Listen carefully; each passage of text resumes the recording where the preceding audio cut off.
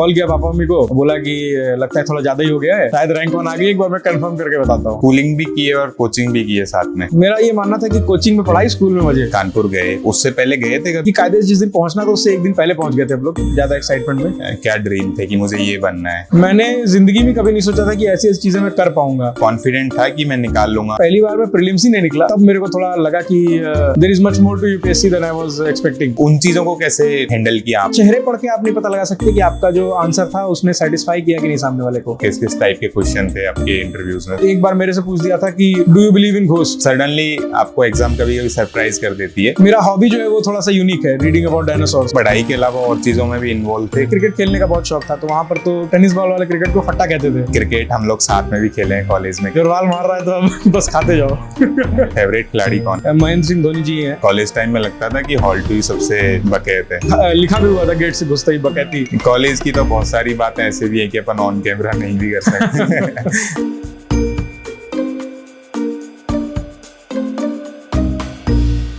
आदित्य, मतलब इंडिया में 12 से 15 करोड़ लोग हैं जो गवर्नमेंट जॉब की प्रिपरेशन करते हैं, तो उसमें यूपीएससी ऑलमोस्ट सबसे टफ एग्जाम है। तो उसका टॉपर बनने के बाद में आप में पर्सनल लेवल में जो भी मेंटली क्या क्या चेंजेस आए हैं? मेंटली तो आई वुड से कि शुरू में थोड़ा टाइम लगा था सिंक इन होने में। पहले तो थोड़ा डिसबिलीफ वाला फेज था कि हाँ एक बार दोबारा से कंफर्म कर लें। फिर जब अपने दोस्तों के रूम पे गए, क्योंकि वो शुरुआत तो वहीं से हुई थी, मेरे दोस्त ने मेरे को फ़ोन किया और बोला कि अपना रोल नंबर बताओ। और फिर उसके बाद वो एकदम जो उसमें बुलाने लगा कि आओ भाई नीचे आ जाओ रूम पे। तो फिर जाते जाते मैं चेक कर रहा था तो मैंने देखा कि पीडीएफ में पहला नाम मेरा ही है। फिर मैंने कॉल किया पापा मम्मी को, बोला कि लगता है थोड़ा ज़्यादा ही हो गया है, शायद रैंक 1 आ गई, एक बार मैं कंफर्म करके बताता हूँ। फिर उसके बाद जब नीचे पहुंचे दोस्तों के रूम पे, तो फिर उसके बाद तो वीडियो ही वायरल हो गई है। हाँ। जो उठा करके वो लोग ले जा रहे थे सब। तो शुरू में काफ़ी शॉकिंग और वो टाइप का फीलिंग था। फिर धीरे धीरे तो सेटल हो गया। लाइक उसके बाद खुशी जरूर है, बाकी मेंटल चेंजेस मेन वो एक इमोशंस का उमड़ रहे थे, उस तरह के था। दोस्तों ने बताया सबसे पहले तो? हाँ, सबसे पहले वही अभिषेक दवाचा करके है, वहीं पर उन्होंने डाली थी शायद हाँ, वीडियो, है ना? वो भी अभी शायद आईपीएस है। हाँ आईपीएस में है। तो आदित्य, इसकी अपन बिल्कुल बचपन से शुरुआत करते हैं। कैसा रहा आपका बचपन, कहाँ पे बीता? मेरा बचपन यहीं लखनऊ में बीता है। मैं यहीं पर रहा हूँ हमेशा से। और बचपन में मेरी जो स्कूलिंग थी वो सारी सीएमएस अलीगंज करके है यहाँ पर, उसमें हुई। लाइक 1999 से 2014 तक पूरा मैंने मॉन्ट से लेकर के 12th उसी स्कूल में पढ़ाई। एक ही स्कूल में? एक ही स्कूल में पूरा पढ़ाई की। और बाकी बढ़िया था, लाइक पढ़ाई खेल कूद सब कुछ चल रहा था पैरेलल में। एक्स्ट्रा करिकुलर में भी इन्वॉल्व थे? हाँ बिल्कुल। तो वहाँ पर भी जैसे कुछ कंपटीशन ये सब होते थे तो वो मैं करता था। एकेडमिक हो चाहे स्कूल लेवल पे हमारे स्पोर्ट्स वाले भी होते थे, तो क्रिकेट के भी कंपटीशन मैंने पार्टिसिपेट किया है। स्कूल में मेरे को इनफैक्ट बास्केटबॉल खेलने की बड़ी आदत लग गई थी। तो सुबह 8 बजे से स्कूल होता था, 7:30 बजे पहुंच के आधे घंटे बास्केटबॉल खेलता था। 9 से लेकर 12 तक ये भी चला है। और वहाँ पे भी स्कूल में तो मोस्ट प्रोबेबली टॉपर ही रहे होंगे? हाँ, मतलब एक समय के बाद तो फर्स्ट रैंक आ जाती थी मेरी क्लास में भी, स्कूल में भी। तो जो मतलब स्कूल में बच्चे होते हैं तो उनके लिए कितना जरूरी होता है कि एक्स्ट्रा करिकुलर एक्टिविटीज में भी वो पार्टिसिपेट करें? मैं तो कहूँगा कि काफ़ी ज़्यादा ज़रूरी होता है, क्योंकि लाइक एक ये माहौल रहता है कि स्कूल में है तो पढ़ाई करनी है क्योंकि हम पढ़ाई के लिए जा रहे हैं। लेकिन आपका जो ओवरऑल पर्सनैलिटी डेवलपमेंट या जो मानसिक विकास होता है उसके लिए बाकी चीज़ें बहुत ज़रूरी हैं। क्योंकि पढ़ाई आपको टीम वर्क नहीं सिखा सकती, पढ़ाई आपको वो जुनून नहीं सिखा सकती जो मैच जीतने के लिए चाहिए होता है। तो उस तरह की चीज़ों के लिए आपको एक्स्ट्रा करिकुलर ज़रूरी है। पहली बार बच्चा घर से बाहर निकलता है और फिर स्कूल में दोस्त वगैरह बनाता है, तो स्कूल लाइफ जो भी आपकी एक ही जगह से आपने स्कूल किए, तो उसने आपकी लाइफ में क्या क्या ऐड किया? मैं कहूँगा जैसे लोगों की बात की आपने, दोस्तों की, तो डेफिनेटली काफ़ी सारे मेरे दोस्त ऐसे हैं जो स्कूल टाइम से अभी तक कांस्टेंट हैं।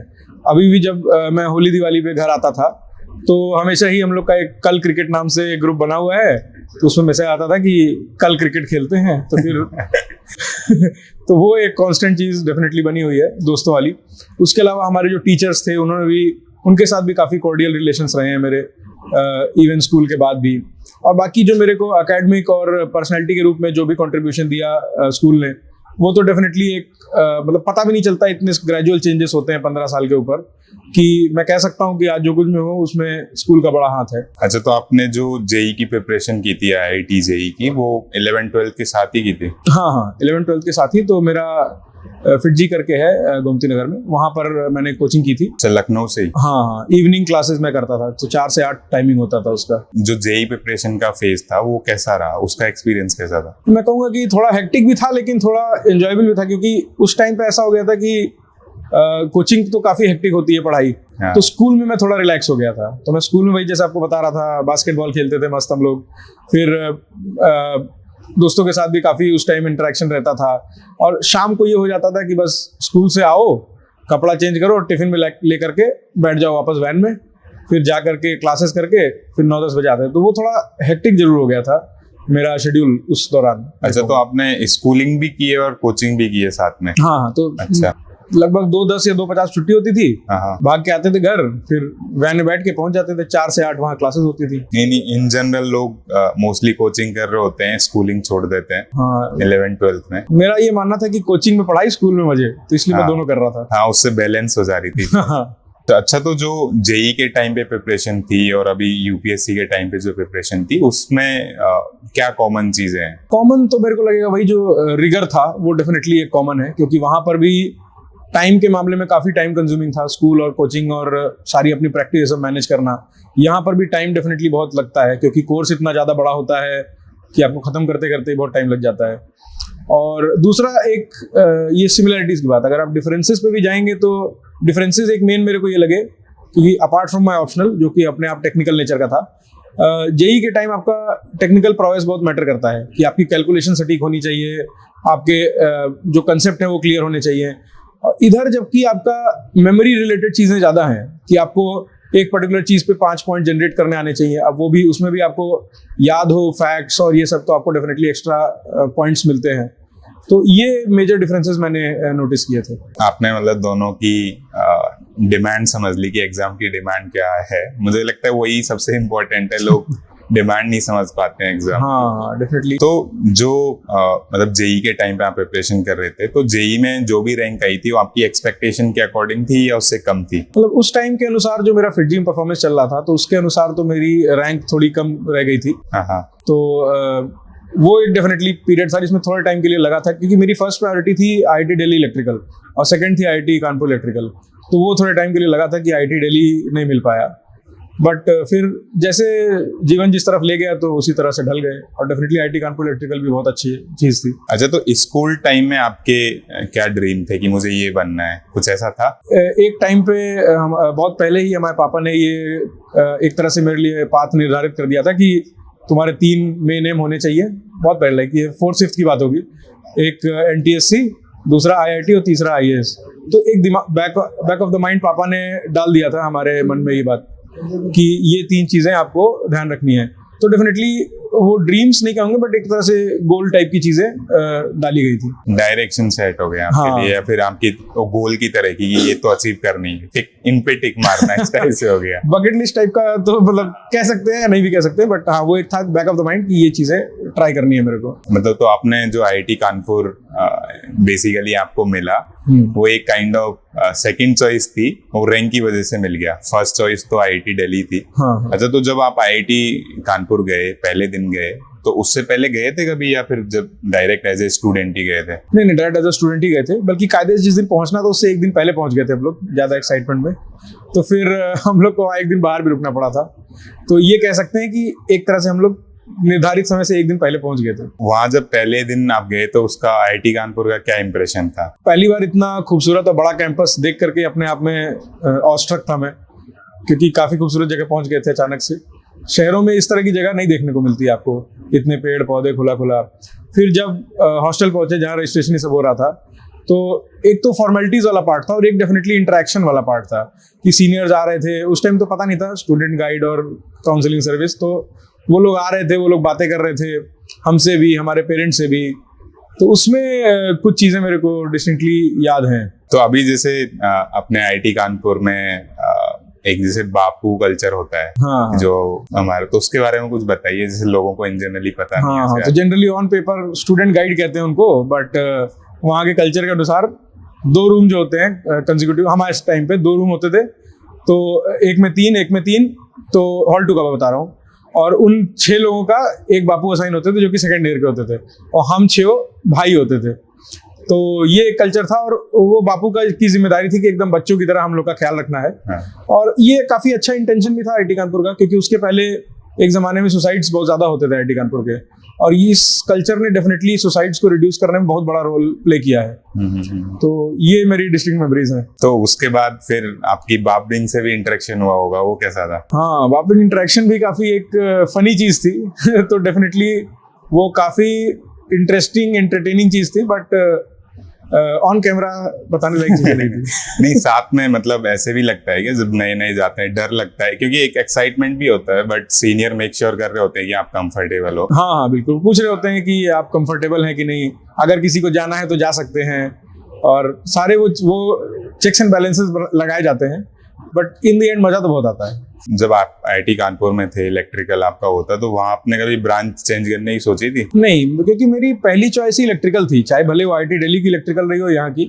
मेरे को फिजिक्स से बहुत प्रेम था, और मेरा ये था कि फिजिक्स से रिलेटेड फील्ड में ही आगे बढ़ना है। तो पता चला था कि फिजिक्स में जो टॉप ब्रांच चलती है वो इलेक्ट्रिकल है, और कंप्यूटर साइंस जो है वो मैथ्स की साइड ज्यादा है, तो इसलिए मैंने ब्रांच चेंज का तो कभी ट्राई नहीं किया था। कोई स्पेसिफिक रीजन है फिजिक्स में क्यों इतना इंटरेस्ट है? मेरे को लगता है 2-3 मेजर रीजन रहे। वो बचपन से ही एक टाइम पे इंटरेस्ट डेवलप हो जाता है।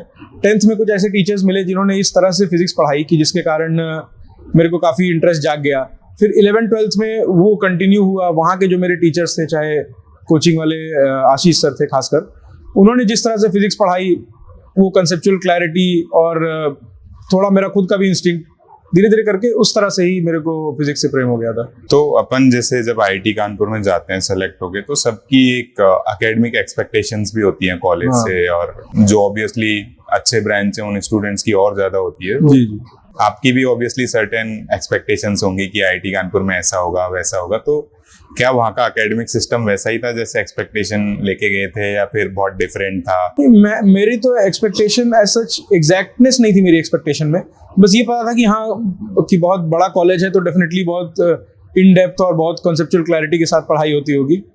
और जब मैं पहुंचा भी था तब भी कुछ इस तरह के डायरेक्शन मिले थे स्टूडेंट गाइड सीनियर से कि अरे यहाँ पर तो 8 की CPI भी बहुत होती है, 6 से 7 तक भी एकदम नॉर्मल है, एटसेट्रा करके।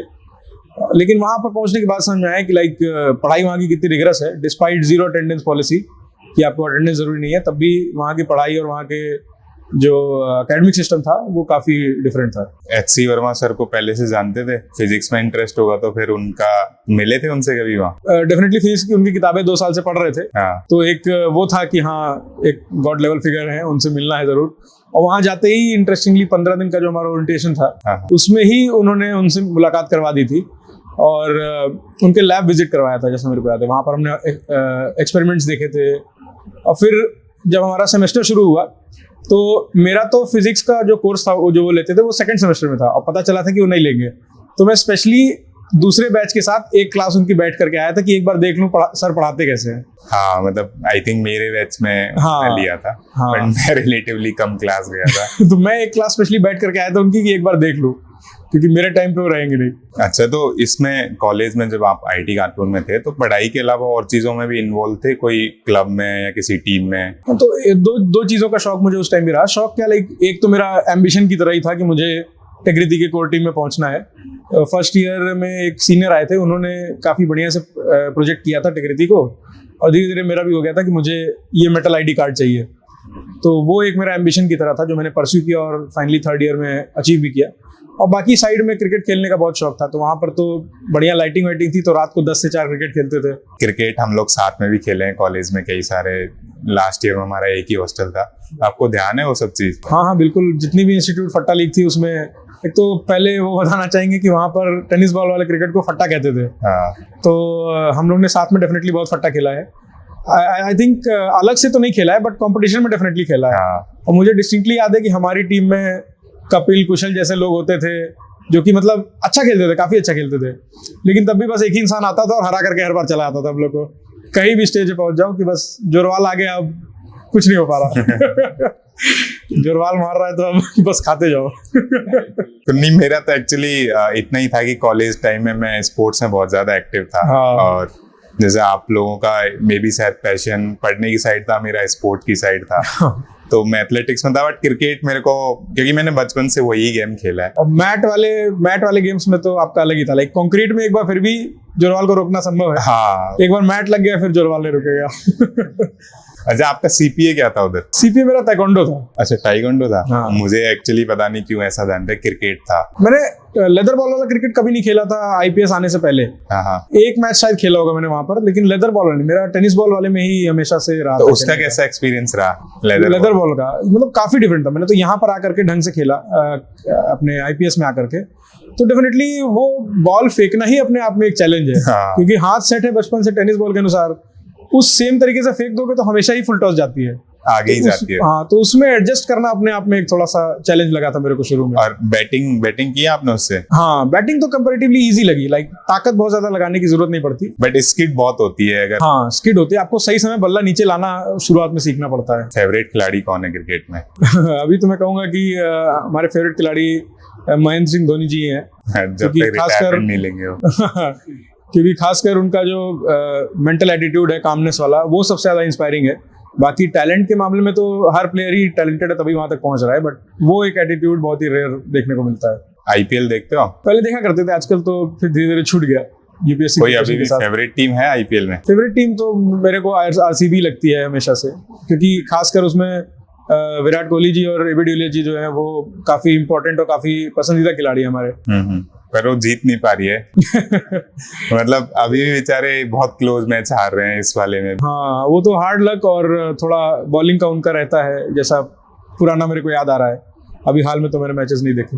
बस आरसीबी का वैसे यही रहता है कि वो दिल्ली जीत पाती है हमेशा। ट्रॉफी नहीं जीत पाती है। बट हाँ, ऑब्वियसली मुझे भी टीम सिर्फ आरसीबी को मैं भी सपोर्ट इसलिए करता हूँ क्योंकि उसमें कोहली है। हाँ। कॉलेज ने आप में एक्चुअली आईआईटी कानपुर ने आप में, आपकी पर्सनैलिटी में आप में क्या वैल्यूएबल चीजें ऐड की? कॉलेज ने कुछ खास चीजें मेरे को डेफिनेटली दी, क्योंकि एकेडमिक्स तो एक पार्ट था वहां पर, लेकिन जो एक्स्ट्रा करिकुलर मैंने किए उससे डेफिनेटली बहुत ही गहरी दोस्ती भी डेवलप हुई विथ टाइम लोगों के साथ।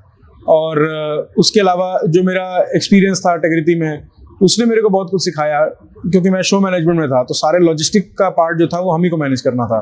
और सुनते हैं कि आगे चल के भी कई ऐसे इवेंट ऑर्गेनाइज करने पड़ेंगे मेरे को, जिसमें ये सारा चीज़ें मेरे को ध्यान देनी पड़ेंगी एज अ हेड वहाँ पर भी। तो वो एक एक्सपीरियंस ऐड हुआ।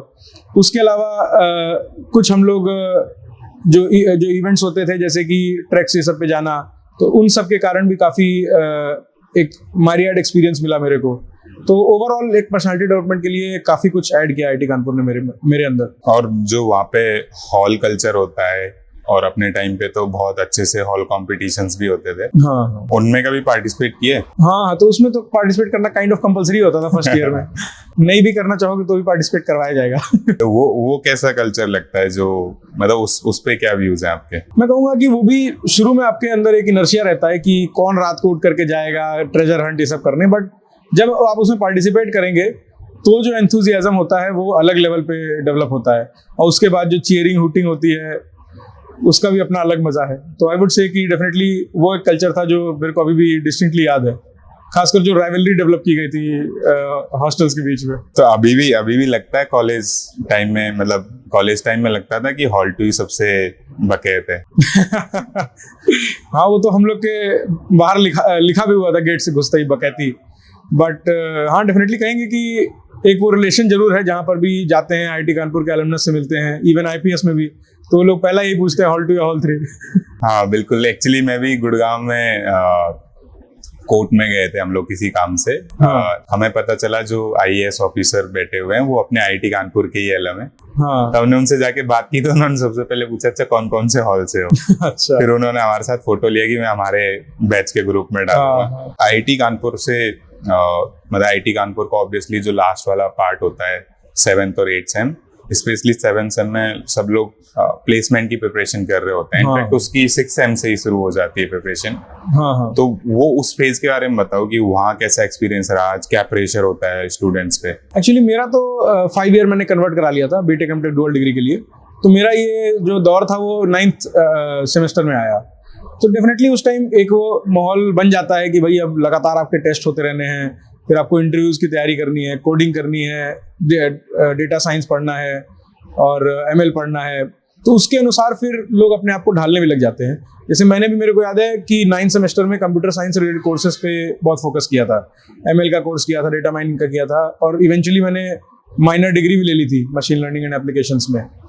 तो वो एक फेज डेफिनेटली थोड़ा प्रेशर वाला था, और शुरू में मेरे कुछ टेस्ट भी खराब हो रहे थे, तो उन पे डेफिनेटली मेरे को बहुत बुरा लगता था कि अरे ये कंपनी अब लग रहा है छूट जाएगी ऐसे ऐसे करके।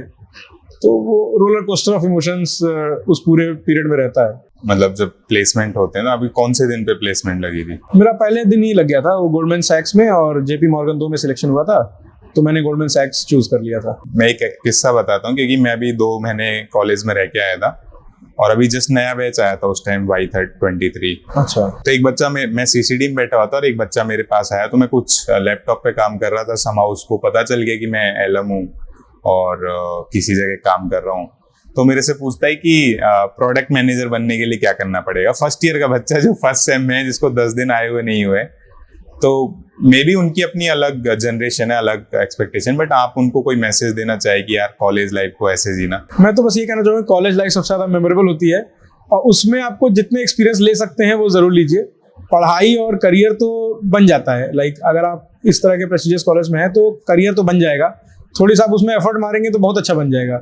लेकिन जो आपकी दोस्ती है, जो आपके एक्सपीरियंसेस हैं, चाहे वो किसी भी क्लब या से रिलेटेड हो या इवेंट से रिलेटेड हो, वो आपको फिर दोबारा नहीं मिल पाएंगे। एक बार आप कॉर्पोरेट लाइफ में घुस गए आगे चल के, तो वो चीज़ें आपको छोड़नी पड़ जाती हैं। तो डेफिनेटली कॉलेज लाइफ को एंजॉय ज़रूर करें, साथ में पढ़ते भी रहें, क्योंकि इवेंचुअली करियर तो एक टारगेट होता ही है। बाकी और कॉलेज की मेमोरी से और कुछ शेयर करना चाहें? कॉलेज के मेरे मेजर जो किस्से थे वो तो क्रिकेट के राउंड ही थे, थोड़े टेक्रिटी के राउंड थे, और बाकी अपने विंग में काफ़ी सारे किस्से होते ही रहते थे। तो उसमें मेरे को ध्यान है कि शुरू में लोग बहुत एंथुसियास्टिक थे फर्स्ट ईयर में।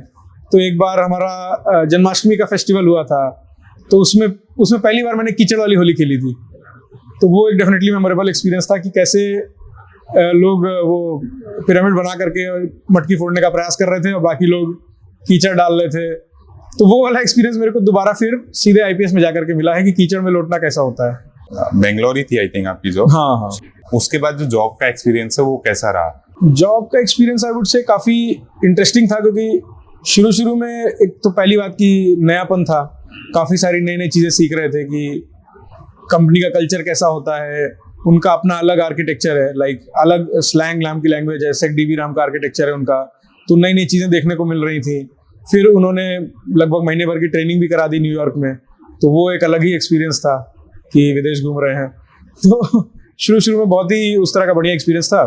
फिर जब वापस भी आए तो काफ़ी इंपॉर्टेंट मेरे को पोजीशन दी गई अपने पहले साल में रहते हुए, क्योंकि एक पर्टिकुलर पोर्शन था बिजनेस का, उसका सारा कोडिंग का जो बैकएंड का काम था वो मेरे को ही दे दिया गया था। तो उस रिस्पॉन्सिबिलिटी को भी डेफिनेटली मैंने एंजॉय किया, और फिर धीरे धीरे मैं ढल गया था उस कल्चर में।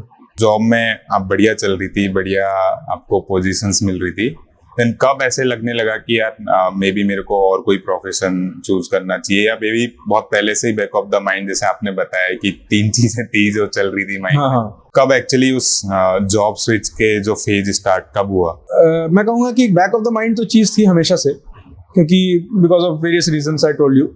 बट मैं कहूँगा कि जैसे जैसे अपॉर्चुनिटीज़ मेरे को दिखाता गया आईआईटी और उससे रिलेटेड जो भी प्लेसमेंट ये सब थे, तो मैं उन अपॉर्चुनिटीज़ को ग्रैब करने में लगा हुआ था। मैंने एमटेक भी किया, जॉब भी किया, बट एक फेज ऐसा आया जब बेंगलोर में मैं एक अन्य क्षेत्र करके था प्रोग्राम, वहाँ पर मैं वीकेंड जाया करता था। तो बच्चों के साथ टाइम स्पेंड करना, उन लोग के लिए कुछ खाने पीने का ले करके जाना, वो सब मेरे को अच्छा लगता था।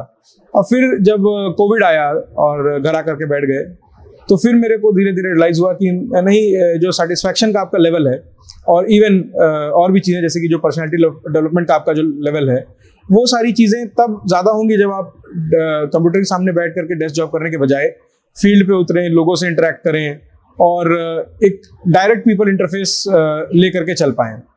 तो फिर धीरे धीरे मैंने अपना एक कॉन्शियस माइंड बनाया, डिसीजन लिया कि अब मेरे को जॉब छोड़ करके और चलना चाहिए सिविल सर्विसेज की तरफ। वैसे भी आप गोल्डमैन सैक में काम कर रहे थे, तो ऑब्वियसली बहुत हाई पेइंग जॉब होती है, और उससे उस एग्जाम में जाना जिसमें बहुत फिक्स नहीं है, चीजें श्योर नहीं है, आपको पता नहीं है कि क्या होगा क्या नहीं होगा, तो वो जो स्विच है, क्योंकि लोग धीरे धीरे जॉब में अपना कंफर्ट डेवलप कर लेते हैं और फिर उस कंफर्ट को छोड़ना बहुत मुश्किल हो जाता है। तो वो उस जब आपने स्विच किया तो कौन कौन से फैक्टर्स हैं जो आपने कंसीडर किए या इनडायरेक्टली आपके माइंड को बैक ऑफ द माइंड थे और उनकी वजह से आपने जो डिसीजन लेने में हेल्प हुई?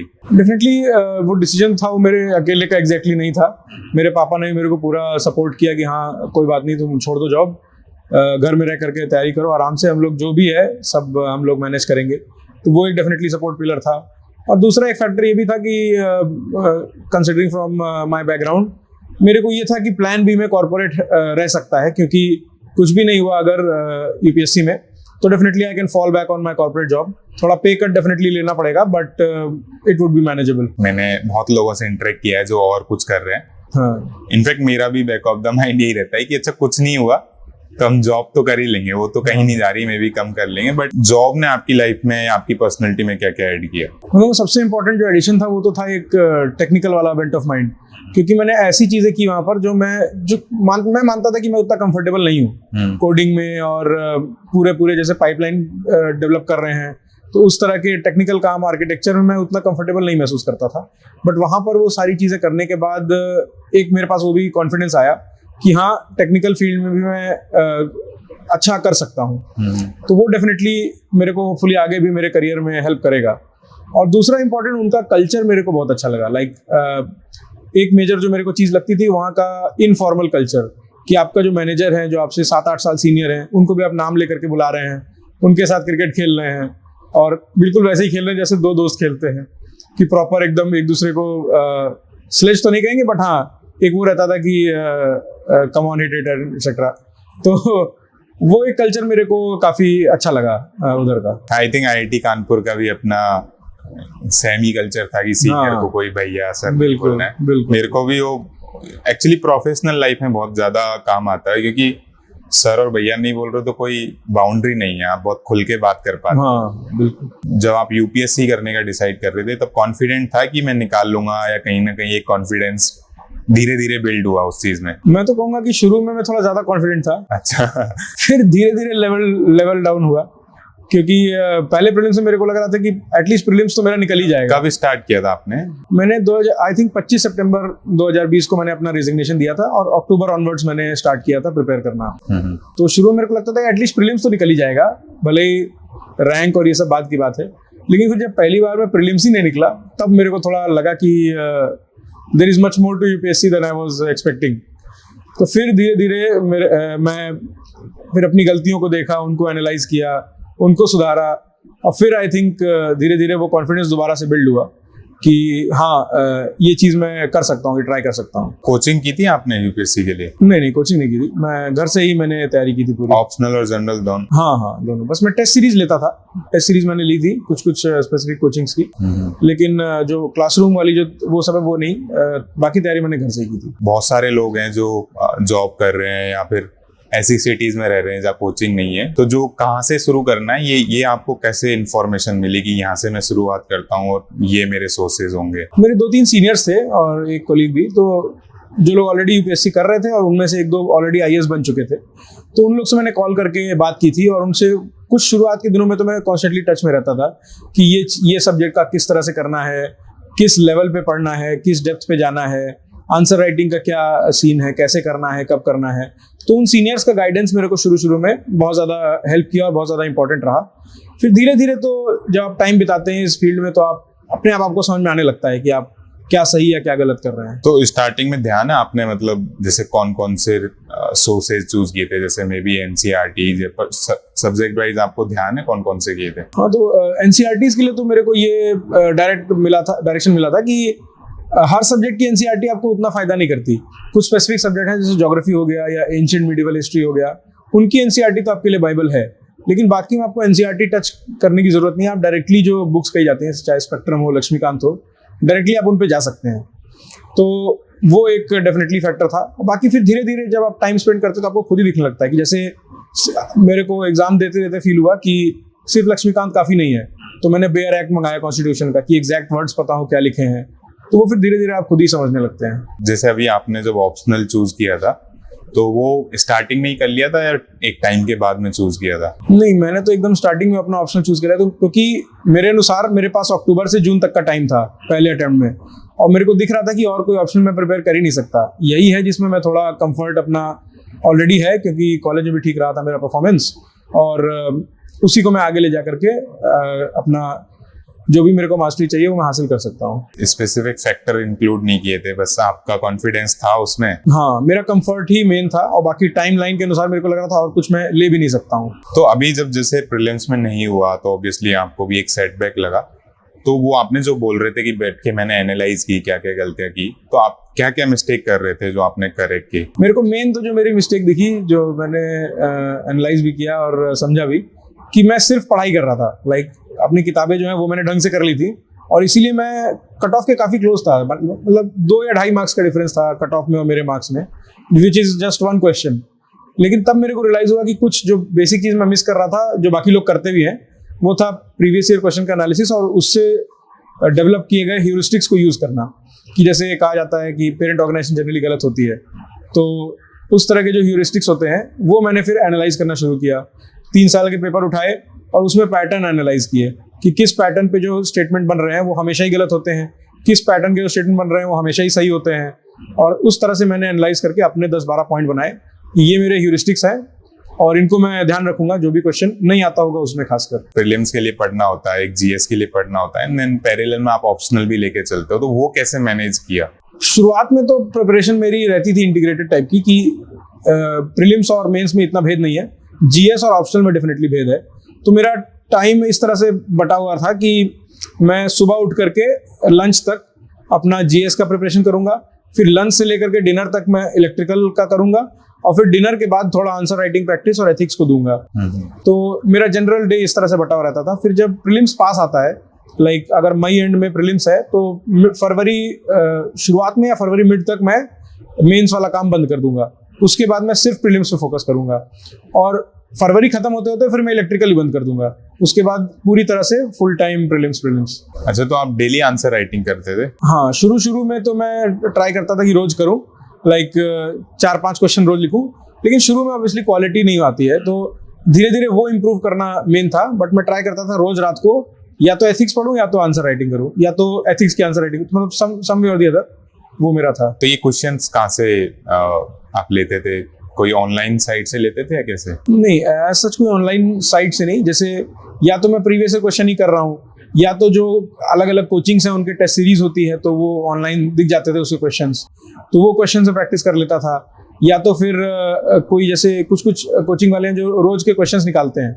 ऑब्वियसली क्वालिटी हर चीज़ की अलग अलग है, लेकिन क्योंकि आपको रोज करना है इसलिए आपको हर जगह हाथ पैर मारना पड़ता है, वरना जो प्रीवियस ईयर क्वेश्चंस हैं सबसे बेस्ट तो वही होते हैं। अच्छा, प्रीलिम्स में एक और चीज़ है, अभी बहुत सारे स्टूडेंट्स के साथ में, स्पेशली आर्ट वालों के साथ क्या दिक्कत हो रही है कि वो सी सेट नहीं निकाल पा रहे हैं, है ना? तो आपने कोई सी सेट के लिए, ऑब्वियसली आपका बैकग्राउंड तो उस तरह का ही रहा है, तो बहुत ज़्यादा प्रोबेबली टाइम नहीं दिया होगा उसके लिए, बट जो लोग नहीं निकाल पा रहे हैं उनके लिए कोई मे बी एक सजेशन की आप शायद मे बी रोज ये टाइम दे सकते हैं या इसी स्पेसिफिक चीज पे ध्यान दे सकते हैं? तो मैंने जो नोटिस किया है सीसेट के पेपर में, तो मैथ्स डेफिनेटली टफ होती जा रही है हर पासिंग ईयर के साथ। इस बार तो काफ़ी ज़्यादा टफ हो गई थी। तो आपको 2-3 चीज़ों पे ध्यान देने की जरूरत है। पहली बात, इंग्लिश इंप्रूव करने के लिए न्यूज़पेपर रीडिंग तो आपको काफ़ी हेल्प करेगी, क्योंकि हर क्वेश्चन के लिए एक पैराग्राफ दिया होता है सीसेट के पेपर में। उस पर डेफिनेटली काम कर सकते हैं आप रोज, और वो साथ में आपको न्यूज़पेपर जो है करंट अफेयर्स में भी काम देगा। उसके अलावा रीजनिंग एक पोर्शन है जो कि इजी होता है और डेफिनेटली स्कोरिंग होता है, उस पर खासा मेहनत कर सकते हैं जिनको सीसेट में दिक्कत आ रही है।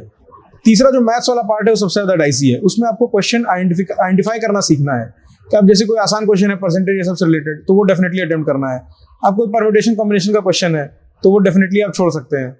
तो उस तरह से आइडेंटिफाई करना मैथमेटिक्स में ज़्यादा जरूरी है। अभी जैसे ऑब्वियसली मैं प्रीलिम्स की वो देख रहा था, कट ऑफ वगैरह तो डाउन जाती जा रही है, और आई थिंक उसका रीजन ये भी था कि इस बार तो पूरा पैटर्न ही चेंज था। हाँ, इस बार तो जीएस में पैटर्न एकदम ही चेंज कर दिया था, ओनली 1 ओनली 2 स्टेटमेंट वाला, और सीसेट ऐसा दे दिया था कि उसमें परम्यूटेशन कॉम्बिनेशन हो ही नहीं रहा था लोगों से, तो कट ऑफ तो गिरनी ही थी। पिछले साल क्या आया था उसके पैटर्न को ऑब्जर्व करते हुए एक्चुअली आप अपनी चीजें स्किल्स डेवलप कर रहे थे। हाँ, और मोस्टली लोग ऐसे ही करते हैं, बट सडनली आपको एग्जाम कभी कभी सरप्राइज कर देती है तो उन चीजों को कैसे हैंडल किया आपने? मे बी अभी आपने देखा होगा कि अरे तो बहुत कुछ चेंज आ गया। मैं तो कहूँगा मैं प्रिपेयर्ड तो नहीं था डेफिनेटली, क्योंकि जो पैटर्न चेंज हुआ था वो काफ़ी ड्रास्टिक था।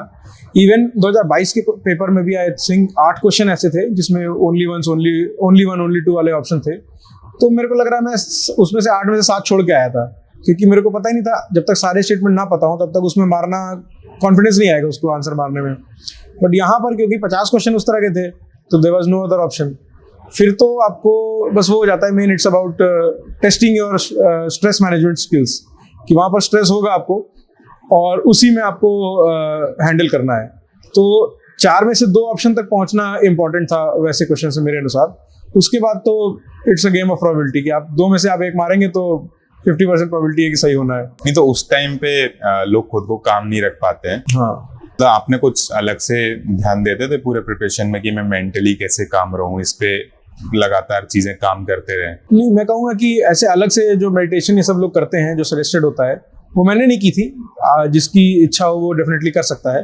बट मेरा फोकस उस पर था कि मैं ज़्यादा से ज़्यादा टाइम प्रैक्टिस में उस तरह से दूँ कि टाइम बाउंड प्रैक्टिस आपको अपने आप ही मोटिवेट करेगी कि आप उस स्ट्रेस को हैंडल कर सकें। और इवन जिस तरह का माहौल होता है असली एग्जाम में, उस माहौल में एग्जाम देना जैसे एक अभ्यास करके होता है, तो उसमें मैं जा करके लिखता था पेपर प्रीलिम्स के पहले। तो उस माहौल में प्रैक्टिस करने से भी थोड़ा स्ट्रेस मैनेजमेंट आ जाता है। पहली बार में आपका इंटरव्यू कॉल हुआ था और आई थिंक आप आईपीएस भी बने थे, तो उस टाइम में सबसे अच्छे मार्क्स किस चीज में थे आपके? सबसे अच्छे मार्क्स उस टाइम मेरे एसए में थे, बाकी सब में तो ऐसे में कितने आए थे? 132 थे। अरे वाह। बाकी सब में तो मेरे 100 मार्क्स ही थे, लेकिन ऐसे में मेरे ठीक थे। तो उस साल कुछ स्पेसिफिक कोई आपको लगा हो कि मेरे इसकी वजह से ज्यादा मार्क्स आए थे? एक्चुअली फिलोसॉफिकल एसेज लिखना मेरे को पसंद था हमेशा, क्योंकि उसमें जिस तरह से आप डायमेंशंस खोल करके एनालिसिस कर सकते हैं ब्रॉड, वो मेरे को अपने फेवर में लगता था। तो इसलिए उस साल जो फिलोसॉफिकल एसेज थे उनको मैंने काफ़ी ढंग से प्रैक्टिस भी किया था और वहाँ पर काफ़ी ढंग से मैंने इम्प्लीमेंट भी किया। इन जनरल जब ऐसे दोनों 2 बार लिखे तो कैसे अप्रोच करते हो, किस तरह से अप्रोच करते हो? तो मेरा पहले तो आधे घंटे मेरा फोकस रहता है कि मैं उस पर ब्रेनस्टॉर्मिंग करके और जो भी टॉपिक है उसको तोड़ूं, उसके थ्रू क्वेश्चन आंसर टाइप का प्रिपेयर करूं कि क्या क्वेश्चन पूछे जा सकते हैं इस पर्टिकुलर टॉपिक को पढ़ के। कि जैसे ship does not sink because of water around it but because of water that gets into it. तो अब इसमें पहला क्वेश्चन होगा कि शिप क्या है, शिप को आप डिफाइन करिए कि क्या है।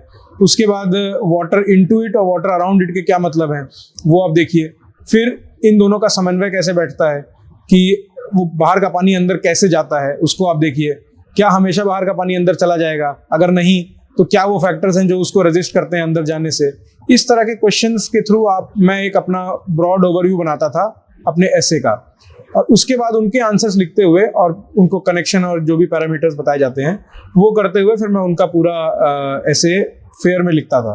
और एक डेफिनेटली एंगल रहता था कि इसका एक काउंटर भी जो है उस पर भी एक पन्ना लिखा जाए, क्योंकि वो अपनी जो होलिस्टिक अप्रोच है उसको और होलिस्टिक बनाता है। तो ये मेरे ब्रॉड कंसिडरेशंस रहते थे ऐसे में। कोई स्पेसिफिक चीज होती है ऐसे में कि ये नहीं करना है? मतलब एक डेफिनेटली होता है कि आपको एक्सट्रीम कुछ नहीं लिखना है, जहां तक हो सके फैक्ट्स और प्रोबेबिलिटी पे बात करनी है। कुछ भी आपको एकदम अपनी तरफ से ऐसा नहीं बोल देना है कि जो सामने वाला पूरी तरह से डिसएग्री कर जाए कि ये तो होता ही नहीं है। तो वो एक थोड़ा सा मिडिल पाथ और रखते हुए आपको ऐसे लिखना चाहिए। पहली बार के इंटरव्यू में कितने मार्क्स थे आपके? पहली बार 173 थे मेरे मार्क्स। पहली बार के इंटरव्यू का एक्सपीरियंस कैसा था जब पहली बार आप गए थे? मैं कहूँगा कि डेफिनेटली एटमॉस्फेयर काफ़ी कॉर्डियल था, लोग बढ़िया काफ़ी अच्छे से बात कर रहे थे। लेकिन एक चीज़ जो मैंने पहले इंटरव्यू में नोटिस की और इवन सेकंड में भी नोटिस की, कि उनके चेहरे पढ़ के आप नहीं पता लगा सकते कि आपका जो आंसर था उसने सेटिस्फाई किया कि नहीं सामने वाले को। वो लोग पूरी तरह से पोकर फेस बना करके बैठे होते हैं ताकि उनकी तरफ से कोई हिंट नहीं मिलना चाहिए आपको। तो ये एक मेरा डेफिनेटली एक्सपीरियंस था जो मुझे शुरू में लगा था कि शुरू के 1-2 क्वेश्चन लग रहा था कि पता नहीं मैंने सही बोला कि नहीं, जबकि मेरे को पता था कि मैं बोल रहा हूँ उसमें मैं कॉन्फिडेंट हूँ, लेकिन सामने लगे एक्सप्रेशंस नहीं पढ़ पा रहा था मैं। वो ये भी ट्राई करते हैं कि आपको थोड़ा प्रेशर में डालें या थोड़ा अंडर प्रेशर डाल के देखें कि आप किस तरह से बिहेव करते हो? वो तो मैंने दोनों में अलग अलग देखा। लाइक एग्जैक्टली वो चाहते हैं कि नहीं प्रेशर डालना वो मैं नहीं जानता, लेकिन कभी कभी वो उस तरह से अपना एक पहले वाले में खासकर वो अपना एक कमेंट दे देते हैं कि I think you will have to read more on this. तो वो जो होता है वो थोड़ा सा प्रेशर अपने आप क्रिएट करता है, वेदर इंटेंशनली या अनइंटेंशनली।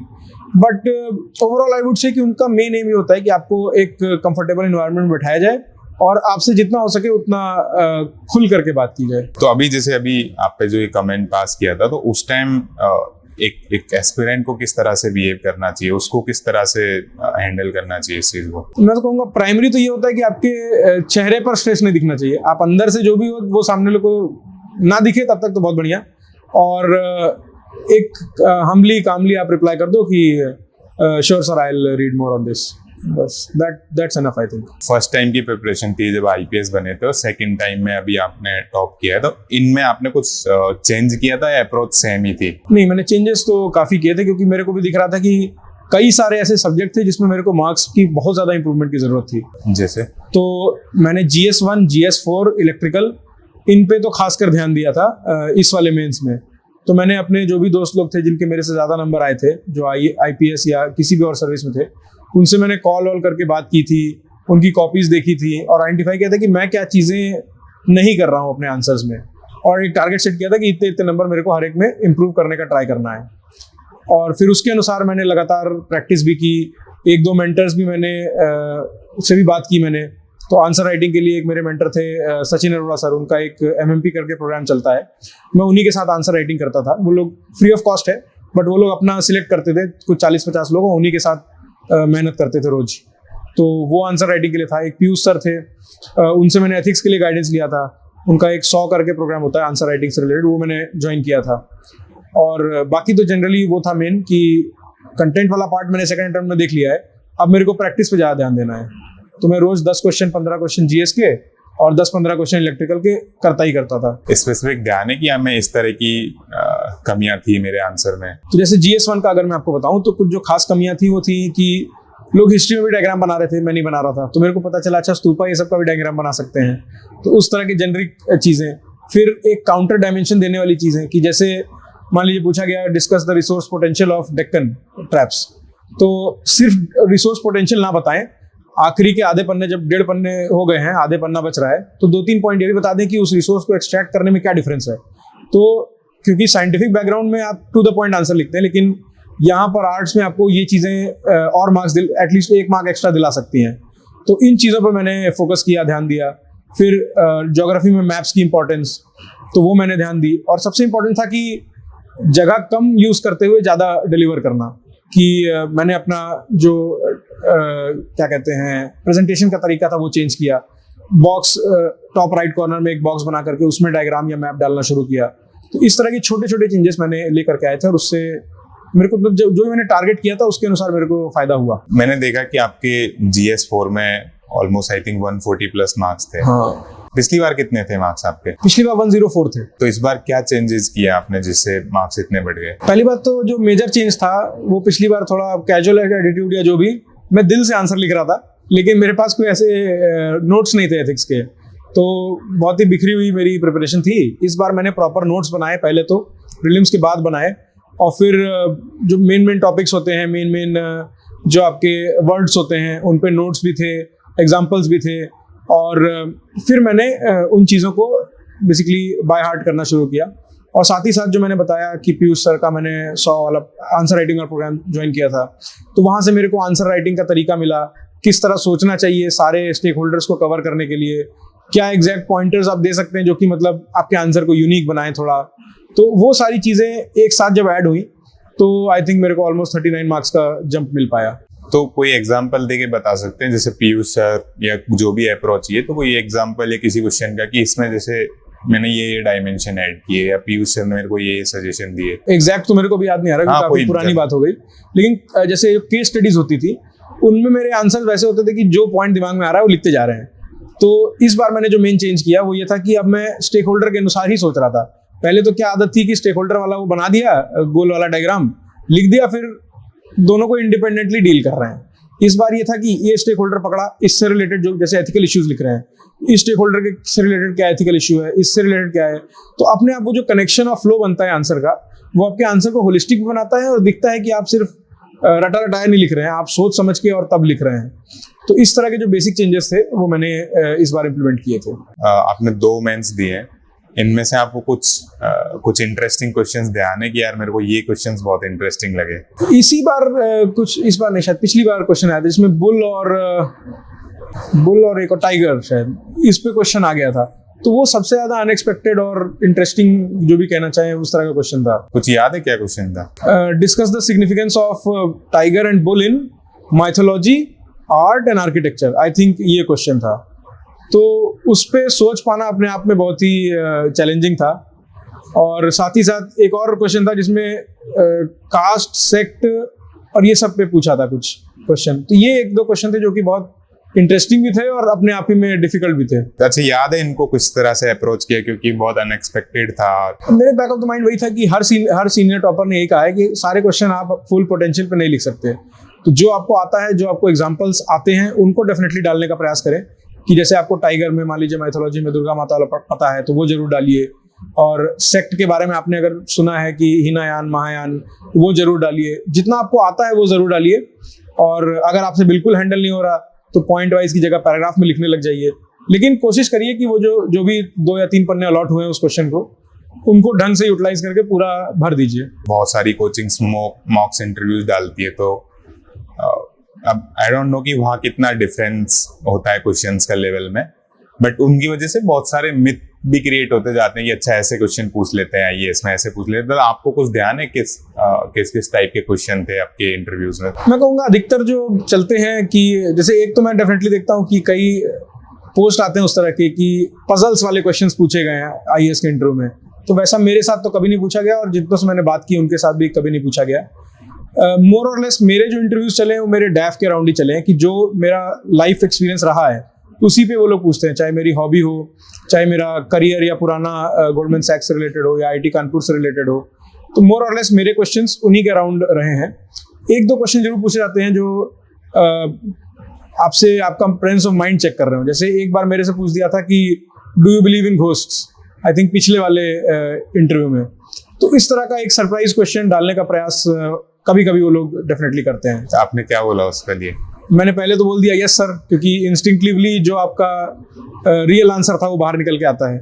उसके बाद उन्होंने पूछा वाई, तो प्रोबेबली जो भी वो एक्सपेक्ट कर रहे थे मैंने कहा कि I believe in God who is the positive energy that guides us through life and we have seen in science and everywhere that where there is a positive there exists negative as well, so I believe in ghosts और the negative energy.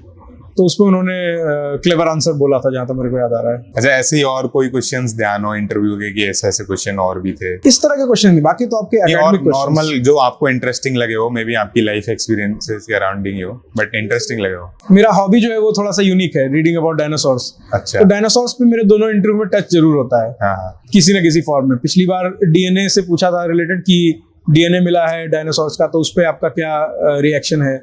इस बार पूछा था कि dinosaurs और birds में क्या link है। फिर मतलब जैसे मैंने आर्कियोप्टेरिक्स बोला तो उन्होंने पूछा कि आर्कियोप्टेरिक्स कौन से एरा में एग्जिस्ट करता था, कौन से पीरियड में एग्जिस्ट करता था। तो इस तरह के ब्रॉड क्वेश्चंस पूछे उन्होंने मेरे हॉबी से भी। बाकी आई थिंक डायनासोर का आपको बार्बिंग में भी पूछा गया था ना? हाँ, उस पे एक वीडियो भी डाला है हमारे सीरियल में। मेरे को उसी से पता चला। हाँ, जब पूरी यूपीएससी की जर्नी है, उसने आपकी लाइफ में क्या क्या ऐड किया? आपकी जो पर्सनैलिटी है, अभी मे बी आप लाइफ में अभी तक आप में स्कूल रही है, कॉलेज रहा है, एंड देन जॉब रही है, और अब देन नेक्स्ट चीज ऑब्वियसली यूपीएससी है, तो उसने क्या क्या ऐड किया है आपने? मैं कहूँगा डेफिनेटली शुरुआत के जो एक्सपीरियंसेस थे वो काफ़ी एक हम्बलिंग एक्सपीरियंस की तरह थे कि आपको इतना बड़ा एग्जाम है, उसको आपको किस तरह से हैंडल करना है, फेलियर्स को कैसे हैंडल करना है, अपने मिस्टेक्स को कैसे हैंडल करना है, वो एक एलिमेंट था। उसके अलावा डेफिनेटली मेरी कम्युनिकेशन स्किल्स पे काफ़ी काम करने की वजह से इम्प्रूवमेंट हुआ कि इंटरव्यूज़ देते देते मेरी कम्युनिकेशन स्किल्स डेफिनेटली इम्प्रूव हुई हैं, हिंदी में भी और इंग्लिश में भी। फिर तीसरा आई वुड से कि एक वो जो नॉलेज बेस आपका होता है वो काफ़ी ब्रॉडन कर दिया है यूपीएससी ने, क्योंकि आप अलग अलग तरह की चीज़ें पढ़ रहे हैं, अलग अलग तरह का ज्ञान एकत्रित कर रहे हैं। तो ये कुछ मेजर चेंजेस हैं जो डेफिनेटली यूपीएससी ने मेरे अंदर लाए हैं। पहली बार में ऑब्वियसली आईपीएस में हो गया था, आप सर्विस में जा चुके थे, देन उसके बाद भी आईएएस ही क्यों बनना था? हाँ, तो एक दो मेजर रीजंस जो मेरे दिमाग में थे वो ये थे कि पहली बात जो डोमेन है वो काफ़ी डिफरेंट है। पुलिस का डोमेन थोड़ा सा स्पेसिफिक है और आईएएस का जो डोमेन है वो काफ़ी ब्रॉड है और उसके कारण डाइवर्सिटी का काफ़ी डिफरेंस रहता है। अब ये जो डाइवर्सिटी है वो अपने आप में आपको काम करने के ज़्यादा मौके देती है, ज़्यादा एक्सपीरियंस और एक्सपोजर देती है। और साथ ही साथ एक इम्पॉर्टेंट पॉइंट जो मैंने इंटरव्यूज़ में बोला था कि आपका जो पर्सनैलिटी डेवलपमेंट होता है वो भी कमेंसुरेट होता है आपके एक्सपोजर से। तो IAS में आपको पर्सनैलिटी डेवलपमेंट ज़्यादा होलिस्टिक मिलता है, पुलिस में आपका एक यूनिडायमेंशनल पर्सनैलिटी डेवलपमेंट ज़्यादा होता है। ये एक मेजर रीजन था जिसकी वजह से आप इंटरेस्टेड। बाकी मेरी IAS तो फर्स्ट प्रायोरिटी हमेशा से थी, because of very similar reasons और प्लस जो मैं बचपन से एस्पायर कर रहा था। बट ये कुछ खास रीजन थे जिन्होंने मेरे को मोटिवेटेड रखा कि मैं IPS में शिथिल ना हूँ और आगे भी प्रयास करता चलूँ। प्रिपरेशन में जैसे छोटी छोटी चीजें और भी होती हैं, लेट्स से कि आप पेन कौन सा यूज कर रहे हो? हाँ, इस बार मैंने थोड़ा सा ध्यान दिया था क्योंकि पहले मैं डॉट पेन यूज करता था, तो उससे जो अगर आप देखेंगे तो आप डॉट पेन से जब कोई भी लाइन बनाए तो थोड़ी पतली होती है और थोड़ी डार्क होती है, जबकि आप जेल पेन से कोई लाइन बनाए तो थोड़ी सी चौड़ी होती है और थोड़ा उभर के आती है, थोड़ी ग्लिटर करती है, शाइन। तो इस वजह से मेरी बहन ने मेरे को रिकमेंड किया था कि तुम डॉट पेन से जेल पेन पे स्विच करो, थोड़ा सा आपकी हैंडराइटिंग ज़्यादा उभर के आएगी, तो जो भी साइकोलॉजिकल इम्पैक्ट होता है वो ज़्यादा प्लीजिंग लगती है। तो मैंने पेन डेफिनेटली चेंज किया था। और भी कोई ऐसी छोटी छोटी चीजें हैं जो इम्पोर्टेंट हैं, या I think may be individually वो कंट्रीब्यूट ना करें, बट ऐसे छोटी छोटी चीजें बहुत सारी एक्यूमुलेट होके एक चीज और मैं पॉइंट आउट करना चाहूंगा कि प्रैक्टिस जब आप करते हैं तो डेफिनेटली आजकल तो काफी लोग कर रहे हैं, बट अगर आप A4 शीट पे प्रैक्टिस ये सब कर रहे हैं, आपने वो वाली कॉपीज नहीं खरीदती है जिसमें मार्जिन बनी हो, तो खुद से ही मार्जिन बना करके जरूर प्रैक्टिस करें, क्योंकि अगर आपको अंदाजा ही नहीं होगा कि आपको कितना पन्ना भरना है तो असली एग्जाम में जाकर के आप अचानक से उसको इम्प्लीमेंट नहीं कर पाएंगे। तो वो एक अंदाजा आपकी प्रैक्टिस में भी आपको होना चाहिए कि इतना लिखने पे 150 शब्द या 2 पन्ने भर जाते हैं। टॉप कर लिया, अभी सर्विस में जाओगे, बट कुछ एक्सपेक्टेशंस हैं सर्विस में जाके कि यार इस तरह का काम मे बी आई थिंक मिलेगा तो मुझे मजा आएगा फील्ड पे या किसी भी पर्टिकुलर डिपार्टमेंट में। अभी तो मैं कहूँगा कि एज सच डिपार्टमेंट ये सबसे रिलेटेड एक्सपेक्टेशंस नहीं है, बस ये है कि ऑलरेडी पता ही है कि इस फील्ड में आपको लोगों से इंटरेक्ट करने का मौका डेफिनेटली काफ़ी ज़्यादा मिलेगा, आम जनता से भी और हर प्रकार की जनता से भी। तो that is something I am looking forward to. हम भी चाहते हैं कि जब आप रिटायर्ड हो रहे हो तो जो टॉप UPSC टॉप करना है वो मे बी टॉप 10 में भी ना हो आपके अचीवमेंट्स में, उससे भी ज्यादा चीजें अचीव करो और मे बी अच्छे अच्छे ऐसे वर्क करो कि ये अचीवमेंट शायद मे बी बहुत छोटी लगने लगी। जैसे हम सबके अंदर एक देशभक्ति होती है और हम चाहते हैं कि, क्योंकि हम ऑब्वियसली वेस्ट वर्ल्ड को देखते आते हैं कि अमेरिका ये ग्रो कर रहा है, इस पर्टिकुलर फील्ड में ग्रो कर रहा है, जैसे AI/ML ले लीजिए। तो ऐसे ही आपका एक एक्सपेक्टेशन या आपके एक एस्पिरेशन है कि यार हमारा देश मे बी 2050 बाद में ऐसा हो? जी, अभी तो जो सरकार है उसका मेन ये है कि 2047 तक हमको विकसित राष्ट्र बनना है। तो क्योंकि मैं अभी सर्विस में भी हूँ तो definitely I would be honoured कि मैं उसमें कंट्रीब्यूट कर पाऊँ। अच्छा, बाकी जब आप मतलब IPS में गए थे तो अभी आई थिंक आप सर्विस में मतलब ट्रेनिंग फेज में थे, उसका एक्सपीरियंस कैसा था? मतलब इसका एक्सपीरियंस मैं कहूँगा कि एकदम सही में जो कहा भी जाता है कि IPS training is truly transformational. मैंने जिंदगी में कभी नहीं सोचा था कि ऐसी ऐसी चीज़ें मैं कर पाऊंगा। लाइक इस वक्त मैं 10 किलोमीटर लगभग 62 मिनट में दौड़ लेता हूँ और मैंने कभी सोचा भी नहीं था कि मैं इतना लंबा दौड़ भी सकता हूँ। उसके अलावा वहाँ पर जो बाकी एक्सपीरियंसेस थे, जैसे रोप क्लाइंबिंग हो गया या फिर बंदूक चलाना हो गया, घोड़ा चलाना हो गया, तो इस तरह के जो वेरियस एक्सपीरियंसेस हैं वो ना सिर्फ आपकी स्किल को एनहांस करते हैं बल्कि अपने आप में आपके अंदर एक कॉन्फिडेंस पैदा करते हैं कि मैं ये भी कर सकता हूँ, कुछ भी मेरे सामने आ जाए मैं वो कर सकता हूँ। तो इस मामले में डेफिनेटली ये एक ट्रांसफॉर्मेशन एक्सपीरियंस रहा है। तो इससे पहले रनिंग की थी आपने? रनिंग मैंने इस तरह सिर्फ रनिंग के लिए नहीं की थी, जैसे खेल रहे हैं उसमें दौड़ लिया वो बात अलग है। नहीं, अलग से रनिंग मैंने नहीं की थी। थोड़ा बहुत गए कि 5 राउंड मार लिया तो उतना ही था, ऐसे रनिंग की तरह रनिंग नहीं की थी। पहली बार वहां जाके 5 किलोमीटर जब पहली बार की होगी तो की थी या रुक रुक के की थी? नहीं, एक्चुअली हुआ क्या था कि ये लोग का शुरुआत से ही शेड्यूल ऐसा रहता है कि आपको धीरे धीरे ट्रेन करते हैं। जब शुरुआत हुई थी पहले दिन तो ये लोग का था कि आप 4 मिनट दौड़ेंगे, 1 मिनट वॉक करेंगे, फिर 4 मिनट दौड़ेंगे, 1 मिनट वॉक, फिर धीरे धीरे वो टाइम बढ़ता गया। लाइक एक टाइम पे आया कि आप 15 मिनट दौड़ने के बाद 1 मिनट वॉक कर रहे हैं, फिर धीरे धीरे पूरी तरह गायब हो गया कि पूरे 30 मिनट दौड़ रहे हैं। अब एक बार जब आप 30 मिनट धीरे धीरे दौड़ लेते हैं, काफी अच्छी उनकी पेस रहती है, लाइक केडेंस 161 या ऐसे कुछ लोग मेंटेन करते हैं और धीरे धीरे आराम से दौड़ाते हैं। फिर जब पहली बार 5 किलोमीटर आया और उसमें थोड़ा पुश किया हमने, लाइक क्योंकि यही सजेस्ट किया गया था कि शुरू में 1 किलोमीटर पुश करो और आखिरी में 500 मीटर अपने आप ही पुश कर लोगे, बीच में आराम से भागना। तो आई वाज सरप्राइज्ड कि मैं बिना बहुत ज्यादा एफर्ट लिए भी 26 मिनट में शायद 5 किलोमीटर दौड़ गया था। अरे वाह! तो अपने आप ही वो एक ट्रांसफॉर्मेशनल अचीवमेंट की तरह था कि ये मैंने भी कर लिया।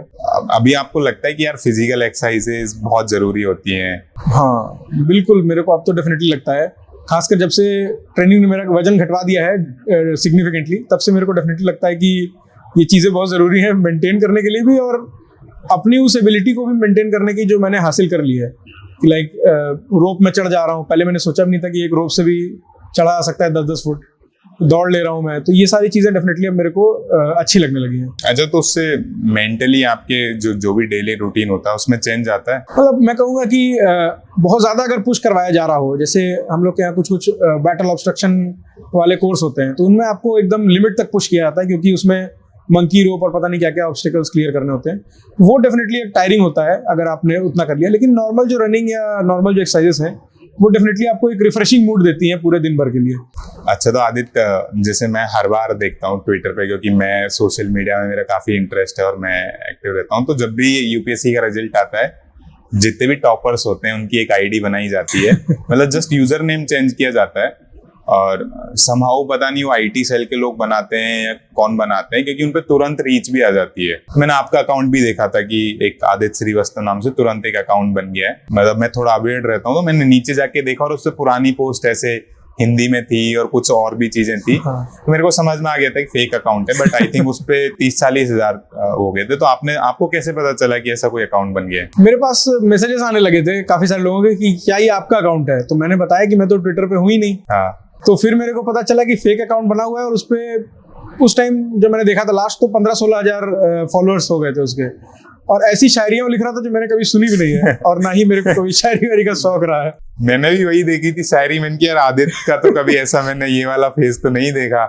फिर मेरे को मजबूरन एक अकाउंट बनाना पड़ा। लोगों ने मेरे को सजेस्ट किया कि अपना एक ओरिजिनल अकाउंट बनाओ और उसको रिपोर्ट करो जो फेक वाला है। क्या है अभी ओरिजिनल अकाउंट का यूजर नेम? तो आदित्य 297 IAS नाम से है मेरा ओरिजिनल अकाउंट। उसमें अभी 400-500 फॉलोअर है, और जो फेक है उसमें 15-16 हजार फॉलोअर है। तो उल्टा मेरा वाला ही फेक लग रहा है। अच्छा, तो ये जो चीजें आई थिंक बहुत सोशल मीडिया का जो इकोसिस्टम है उसमें बहुत नई चीजें डेवलप हो रही है, जिसमें कोई रूल्स एंड रेगुलेशन नहीं है। अब आप इसी चीज को देखिए कि अगर ऑफलाइन में आपकी कोई पर्सनैलिटी को फेक आदित्य बन के घूम रहा हो, तो आप मे बी शायद उस पर कुछ लीगल चार्ज ले सकते हो, बट वहां अभी शायद मे बी रूल्स भी नहीं है। तो इस पूरे इकोसिस्टम को कैसे देखते हो आप? मैं कहूँगा डेफिनेटली सोशल मीडिया सिर्फ एक मीडियम है, वो अपने आप में पॉजिटिव या नेगेटिव नहीं है।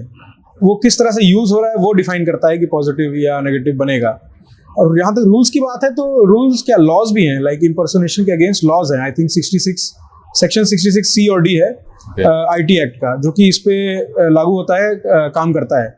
बस उसका जो इम्प्लीमेंटेशन है वो थोड़ा सा करने में दिक्कत है, क्योंकि प्रोसीजर जो हम लोग को सिखाए भी गए बहुत लंबा होता है कि आप पहले IP ढूंढो, फिर IP से एड्रेस पे जाओ, फिर एड्रेस से इंसान को ढूंढो, फिर उस पर चार्जेस लगा करके उतना लंबा प्रोसेस करो। इसलिए उसके इम्प्लीमेंटेशन में चैलेंजेस हैं। और मेरे को लगता है कि अपने आप जब जनता जागरूक होगी तो अपने आप ही ये चीज़ें कम भी हो जाएंगी। अब जैसे रिपोर्ट वाला सिस्टम है, अगर एक साथ उसके 15-16 हजार फॉलोअर्स हैं, अगर 1000-2000 लोग भी उसको रिपोर्ट कर देंगे तो अपने आप ID डाउन करना आसान हो जाएगा। तो मेरे को लगता है कि अवेयरनेस के साथ साथ इम्प्लीमेंटेशन जो है उससे डेफिनेटली इन चीज़ों में हेल्प मिलेगी। ऐसी चीजों को साइबर क्राइम में रिपोर्ट कर सकते हैं? हाँ बिल्कुल, 1930 करके एक टोल फ्री नंबर है, okay. जो आप डायल करके और अपनी जो ग्रीवेंस है उसको नोट करा सकते हैं। तो उसमें एक्शन भी काफ़ी क्विक होता है। कई बार मैंने देखा है कि उसमें एक्शन काफ़ी अच्छा होता है। तो ये एक चीज़ मैं सजेस्ट कर सकता हूँ। बिल्कुल बिल्कुल। और बाकी अभी जो बहुत सारे लोग एस्पिरेंट्स हैं यूपीएससी के जो कर रहे हैं, तो उनके लिए आप कोई मैसेज देना चाहें? मेरा मेन मैसेज तो ये रहेगा, जो मैंने अपनी खुद की गलतियों से सीखा, कि हार्डवर्क के साथ साथ स्मार्ट वर्क भी डेफिनेटली इंप्लीमेंट करें, तो आपका जो सक्सेस है वो उसकी पेस तेज हो जाएगी। और बाकी तो अपना मोटिवेशन बना करके रखें। कई बार सुनने में आता है कि लोग डिप्रेस होकर के गलत स्टेप उठा लेते हैं, तो ऐसा ना करें। जो भी आपका सपोर्ट सिस्टम है उसके साथ जुड़े रहें, और मोटिवेशन के साथ, डेडिकेशन के साथ अपना ये सफ़र पूरा करें। आपको पूरा जो भी पॉडकास्ट है, हमने जो भी बातें की, वो कैसा एक्सपीरियंस रहा? काफ़ी बढ़िया एक्सपीरियंस रहा। बहुत समय बाद आपसे खुद भी मुलाकात हुई। कॉलेज की मेमोरीज इतनी रिफ्रेश हो गई कि अभी तो काफ़ी अच्छा लग रहा है मेरे को। बिल्कुल, बात करके एकदम खुश हो गया हूँ मैं। कॉलेज की तो बहुत सारी बातें ऐसे भी हैं कि अपन ऑन कैमरा नहीं भी कर सकते कॉलेज की।